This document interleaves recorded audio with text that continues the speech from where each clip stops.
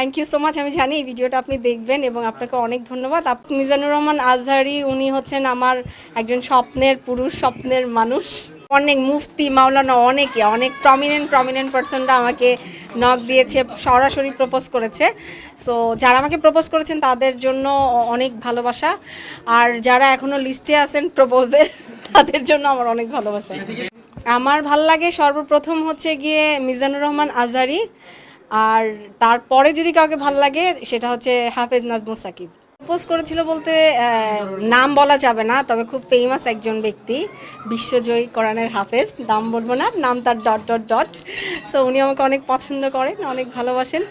আমি আপনার ভালোবাসাকে অবশ্যই অ্যাকসেপ্ট করেছি, বাট যদি রিজিকে থাকে ইনশাল্লাহ, আমি জানি না কার সাথে আমার বিয়ে হবে, তবে সামথিং কোথাও কোনো হুজুর উল্লেখ করি নাই। আমি উল্লেখ করেছি যে আমার যে বর হবে অবশ্যই তার ধার্মিক বলতে আমি বোঝাতে চাচ্ছি যে নামাজি হতে হবে। আমি 5 ওয়াক্ত নামাজ পড়ি, আমার হাজব্যান্ড 5 ওয়াক্ত নামাজ পড়বে, এটি তো আমার চাও থাকবে একজন মুসলিম মেয়ে হিসাবে। মাধ্যমে এবং মেসেঞ্জারে সবচেয়ে বেশি, বিকজ যেহেতু ফেসবুক এখন একটা বড় প্ল্যাটফর্ম, এইটার মধ্যে ইজিলি সবাই সবার সাথে কানেক্ট হতে পারে। সো এই তো। আমি প্রিয়াঙ্কা, আমি একটা মেয়ে, আমি একটু রোম্যান্টিক, বাট অনেকে থাকে অনেক হট, অনেকে থাকে অনেক দুর্বল, নরম, অনেকে সফট, কোয়াইট মাইন্ডের। তো আসলে ধার্মিকের কোনো শেষ নাই। আমরা যত আমল করব ততই আমরা আরও বেশি মানে আমলদারি বা আমরা অনেক ধার্মিক হব।